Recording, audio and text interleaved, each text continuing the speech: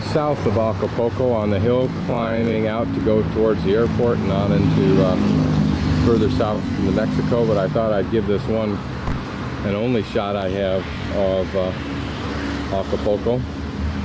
Here we're looking generally to the northeast at the southern tip of the bay, and it's a bay that backs into where we are now. There's the naval base beneath us. There's the prime tourist area with its huge hotels, individual plazas dedicated to certain countries, which I assume most populate this area as tourists. Canadians, Italians were the two I noticed. The main road that goes along the shore, but not really along the shore, goes behind those hotels, unlike Mazatlan, where the road is double lane with more than adequate free parking, so that anybody anytime has plenty of opportunity to pull off and go down, walk the beach, or lie on the beach, or whatever, or just walk along it. Up past those hills there in the far distance, to the left is the entrance of the bay, and that's where the divers are, away on the other side of that hill. Like some parts of California, homes and apartments and so forth built up on the sides of the surrounding mountains. Spectacular and magnificent for the average tourist, but for a drive-through person getting to the beach with a vehicle, narrow streets, if any at all, and those with often no parking, and if there is parking, it's by meter, and no shops and so forth around to give it some kind of security. But certainly to a person flying out of any cold clime, this is an enviable place to be. There's the ubiquitous Senor Frog, a tourist name that I've seen several instances. One last swing around here, and that's it for Acapulco, and I hope, and then on south.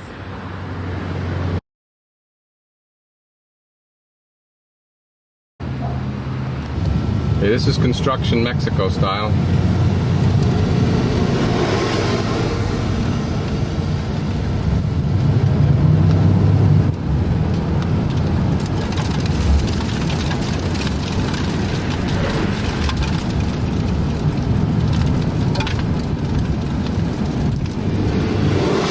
Same kind of equipment that we use, not quite as sophisticated as some of our big machines that lay down a continuous strip, but pretty close to what we historically used, particularly on small roads like this.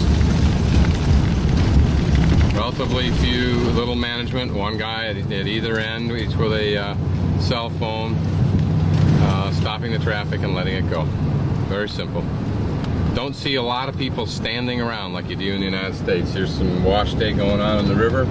All the rivers that have water like this are the primary place where women do their laundry, I guess. Kids done with school, their ubiquitous school outfit. This road is smooth, brand new, and beautiful. And all you gotta do is ride some of the gravel roads, or even worse it seems like. Ride some of the roads that are heavily potted. You'll think you're floating on a cloud when you hit one of these jobbies. Jobbies is a technical term for high-quality roads, a technical geography term. If you're not a geography teacher, you're not expected really to know that word. This is a high plains area, I think, although it's not terribly high. About 20 miles from the ocean, which is directly behind the camera. There's the opposite direction you're looking. I'll pan around just a bit. Looks like it's used for farming. Temperature now, about February 15th, is about 90 degrees. The complexion of the people seems to be much darker.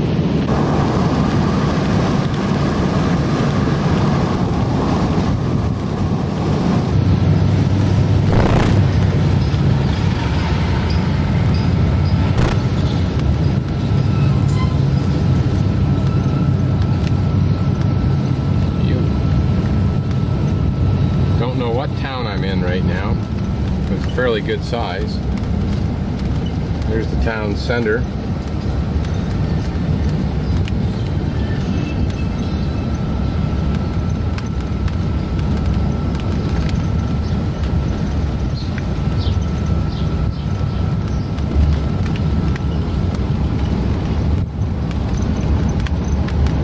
Some yellow in the middle of the road, ice melting.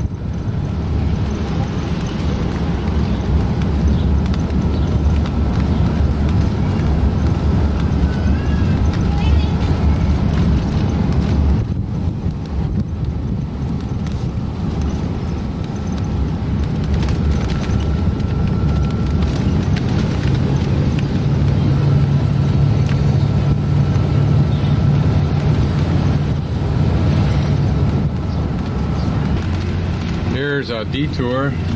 There's a main road that's being repaired and redone. So we're on a single lane in which there's 2 lanes of traffic. Sometimes they get gridlocked tight. But inconvenience and a good new road is better than no inconvenience and a lousy road. So this is the price you pay to get new roads. And it somehow works.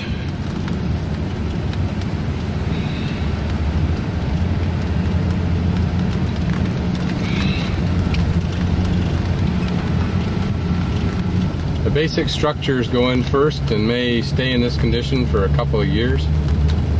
The old structures lying alongside. This incidentally is the way they haul lumber. So if that chain breaks, I'm too close.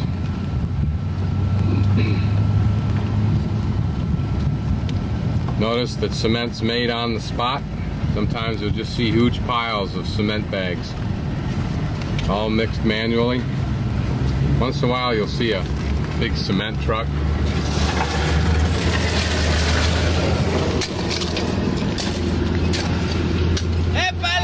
You can see the difference right here between the lush tropical area we're in now and whatever it is that you call that higher ground. And it's not much of a higher elevation. We're probably just a couple hundred feet above sea level on this road right here.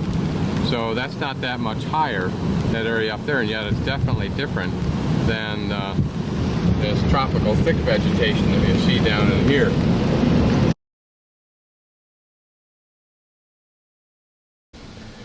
This is Route 200 from Acapulco down to Puerto Escondido and ultimately down to the Guatemala border.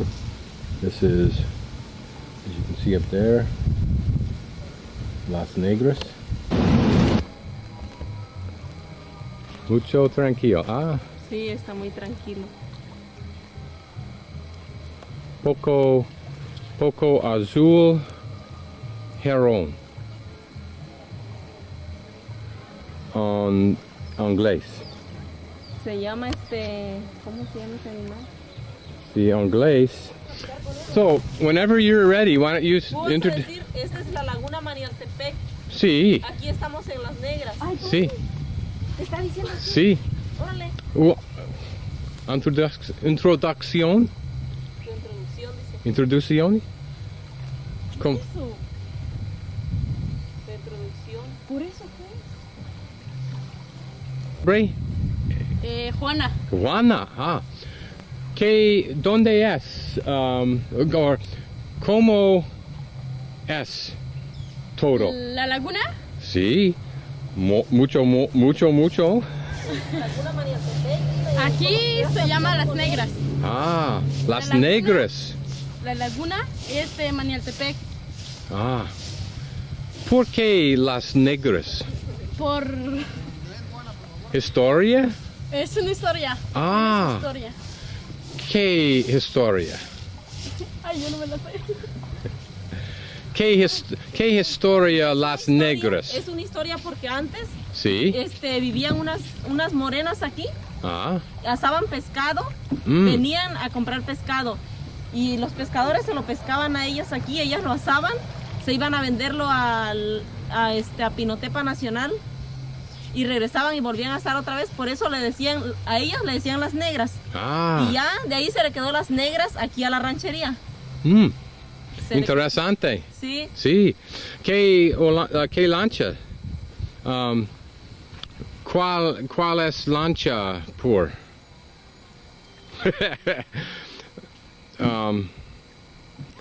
¿Qué lancha? Sí, sí. ¿Turista? Sí, son lanchas de turismo para llevar a pasear a la gente a la Bocabarra, al Carnero, a Zacatal, todo para allá abajo. Mapas. Sí, ahí está el mapa. Sí, sí. El mapa es lo que Okay. es la laguna. Mucho tranquilo. Sí, está muy tranquilo acá. Mucho. Hay muchas aves. Hay muchas aves. Hay lagartos acá en esta laguna. Gatos. Lagartos. Gatos. Sí, lagartos. Alligators. Sí. Sí. Sí. Grande. Sí, grandes, como de 3 metros, 4 metros. 4 metros. Sí. Sí, así de grandes, como el kayak. Comida por gatos. Sí. Mía comida por gatos. No. ¿No? No. ¿Por qué? Que si uno es comida para el lagarto. Sí. No. ¿No? No. Son animales que andan allá en la laguna, comen pescado. Okay. Oh, pescador. Sí, es pescador. Pescador. Pescador de escama y de camarón. Camarón. Sí. Él se va a pescar hoy en la noche y llega mañana temprano. ¿Tu restaurante camarón?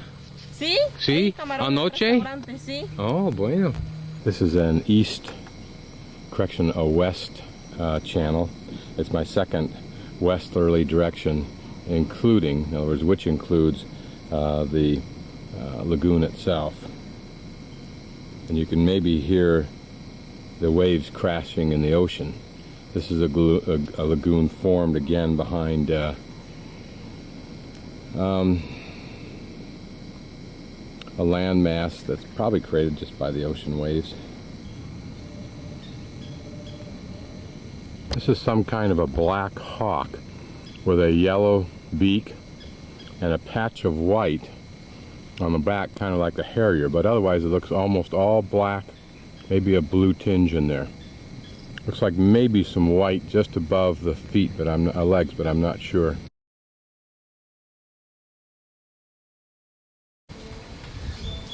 This is where I started this morning. Came across like this, down these channels, and then down in here is where I went inside of some of the narrow channels, down into here and a couple over here, down the rest of the way, and here was the beach that we stood on, right here, and this was the little river that went up just a little ways. I went up just a little bit, not very far. This is the end of the large lagoon, which is also fed by a freshwater stream, which I didn't see. But you can see here, and I'll bring the focus down a little tighter, you can see this increase in elevation of the sand. And so the area to the left there is where the water, when there's a big runoff from some tropical rains, and this lagoon really fills with water up to the height of those roots that you'll see on the trees as we go back. It washes out over the beach, but right now it's low enough so that this area is still cut off. This lagoon is still cut off from the ocean by that spit of sand that goes across there.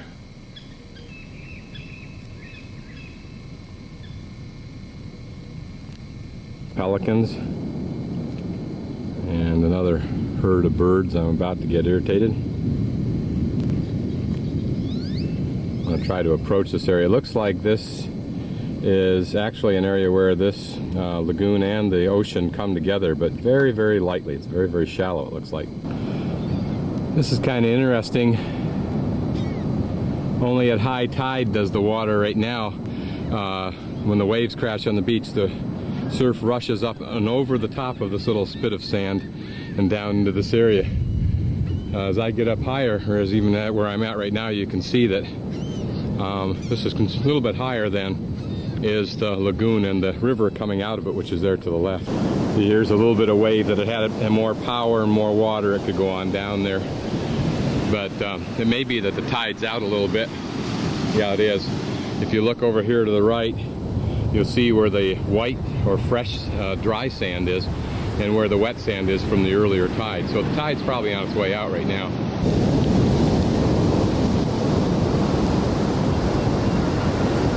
Is this a beautiful place or what?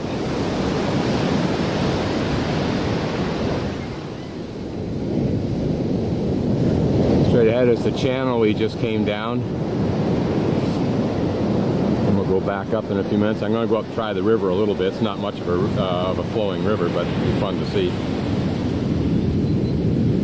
Looks like there might have been some coconut plantations in here somewhere. There's some kind of a beach house, a little spread for somebody. And this is looking generally to the north.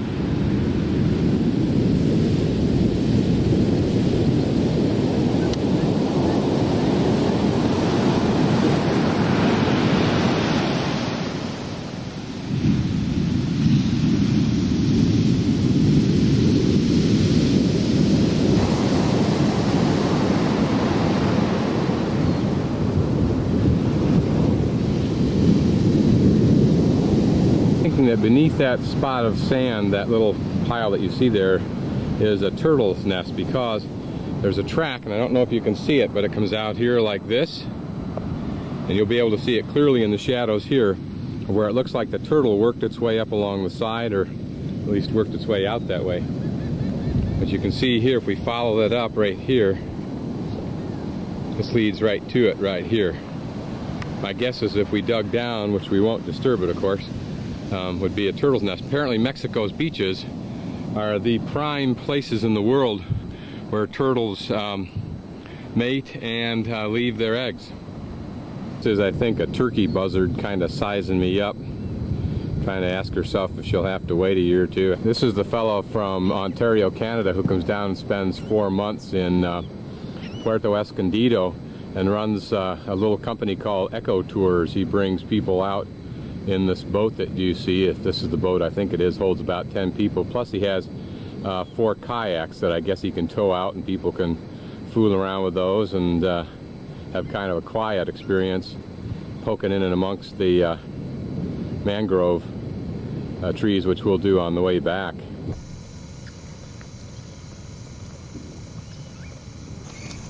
Notice how the egrets stay right alongside the cow, sometimes right up next to their face, waiting for them to disturb some bugs that they can eat. Sometimes the egret will go right up on top of the cow's back and eat anything that's on the back. So it's kind of a cybernetic relationship. Wanted to get a picture of this tropical flower that's growing wild alongside this freshwater river. Very pretty. Notice the very thin red, whatever they are, that comes out of there, and they're topped with a green thingamabob or a jig. Those terms are botanical, biological terms: thingamabob, thingamajig. If you're not familiar with these, you'll probably get them in biology class or something like that.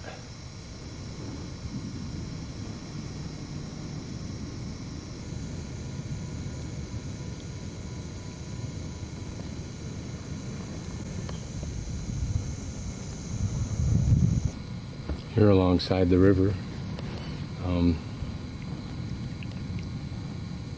is a small grass type of abode, of home. Probably the people who are responsible for the cows that graze all around here. Notice the floppy ears on those cows, aren't those strange?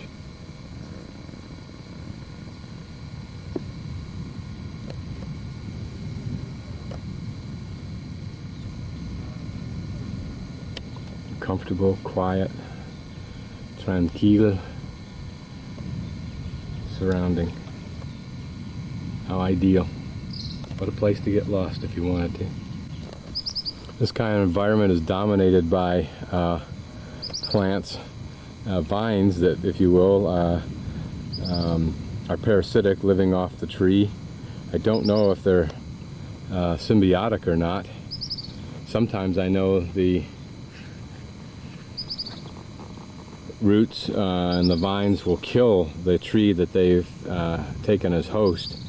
This one you can still see some, what I assume are the plants or the leaves from the tree beneath it. I mean, a very small tree, but it may be that the tree's dead and those are the leaves from the vines. I'm just not that knowledgeable. But wherever you look, a very, very thick vine. I'm now deep inside of a little river area. I guess it would be off of the main channel, caused by erosion in some dark, deep past. Some curious artifacts. I don't know what these things are. I saw one really huge one. They're made out of mud. They may be some kind of a bird nest. I don't know, though they're pretty low to the ground. Maybe bees or something like that. There's the root back. It's kind of neat being able to cruise into these almost totally inaccessible places unless you know the land and have access to it. But to come into a secret little place like this is what's really neat about sea kayaking. Now we're en route down another little dark channel. Notice how these trees, their roots grow out of the water, out of the mud inside, beneath the water. And the main part of the tree is somewhere up above. You'll see better examples of that later on.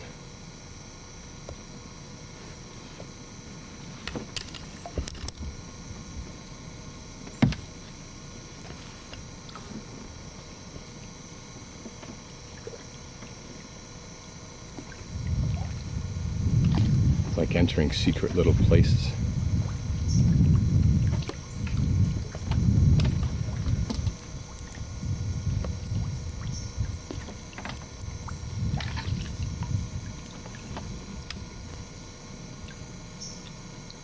Other than birds and the occasional plop of what I think is a turtle falling off the log into the water again, I don't see any wildlife of any nature at all, other than fish.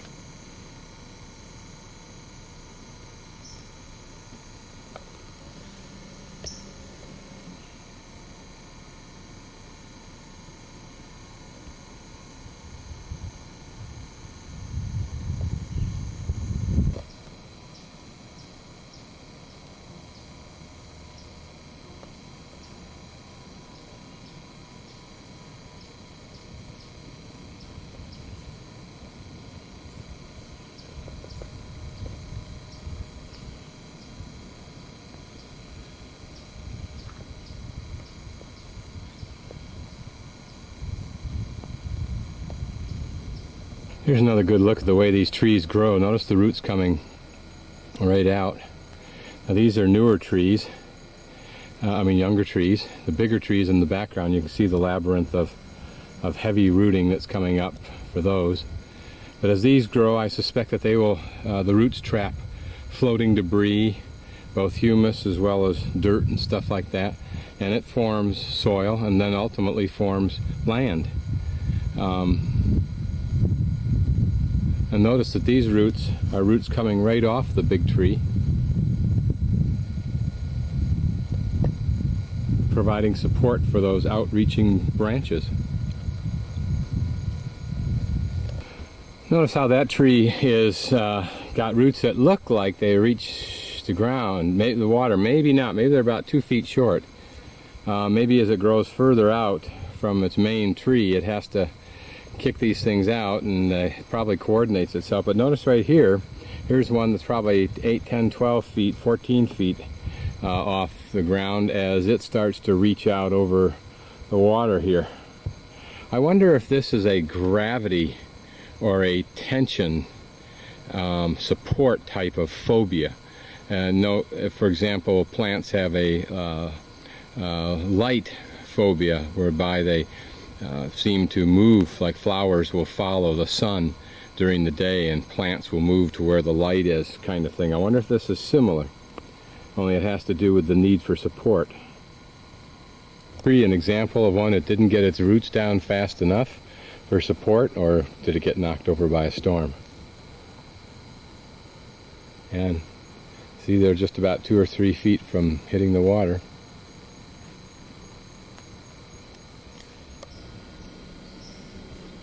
This will give you another idea of the amount of root that it takes to hold up a tree. And notice even as this tree slants out, the roots move on that side, or not move, but they grow on that side of the tree to provide the flying buttress support, if you will, just like the Cathedral Notre Dame. But notice there's another benefit. Even when they die, they form another part of the matting, like fiberglass matting that you put on a repair hole before you then smooth in the epoxy to harden with the mat and create the ultimate fiberglass. All of this debris, not only does it rot, but it forms this matting to hold other debris to ultimately make the landmass.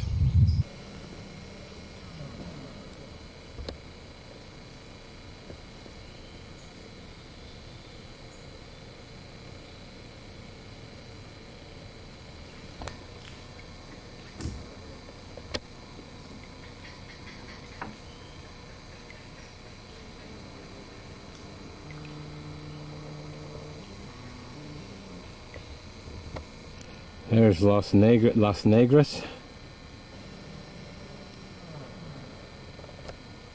Some houses up on the hill there.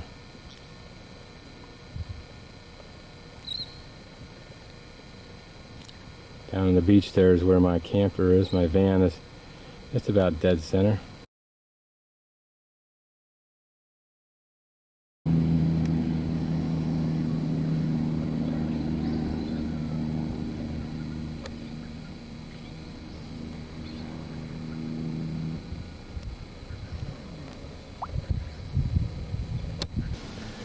This is Route 200 from Acapulco down to Puerto Escondido and ultimately down to the Guatemala border. This is, as you can see up there, Las Negras.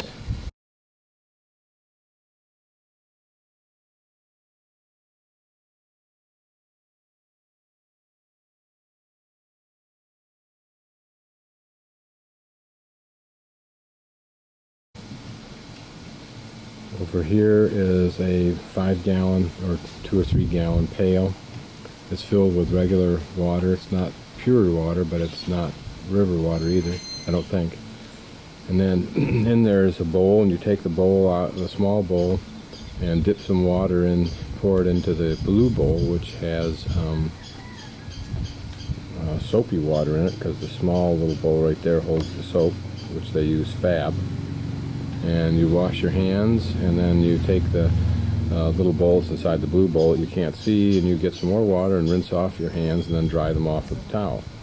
This is the way you clean your hands before and after.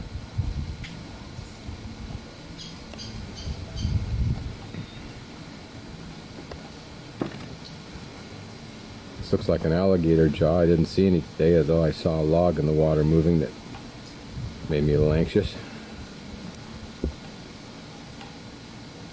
Now this palapa is made with cement. This is poured form cement. Notice that the power is inside there, running in conduit that you can see just poking out the top. And then wood on top creates a framework. And then you can see the palms or fronds from the palm trees. And they are tied right to those cross pieces, and there are many different ways of doing that. This looks as though they have taken some of the frond and used it to tie the frond to that. And these are put in layers so that they actually apparently drain water off. ¿Y ahora qué está grabando? ¿Está grabando la casa? Sí, palapa? La palapa. La palapa. Sí, es palapa. Sí, construcción. Sí, es una construcción de madera y palma. Sí, sí. Palmarreal. Sí. Agua. Sí, cae el agua a los lados. ¿Lados? Sí, a los lados. Lados, sí. Sí.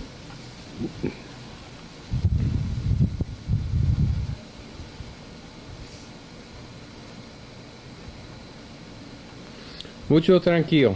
Sí, está muy tranquilo, ¿eh? Sí.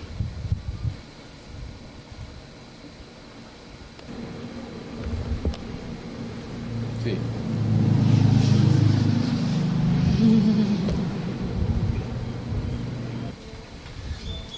This is where I started this morning. Came across like this, down these channels, and then down in here is where I went inside of some of the narrow channels, down and through here and a couple over here, down the rest of the way. And here was the beach that we stood on, right here. And this was the little river that went up just a little ways. I went up just a little bit, not very far. Sunset over the bay on my last night here. I want to be in Antigua, Guatemala by preferably Friday or Thursday night, something like that.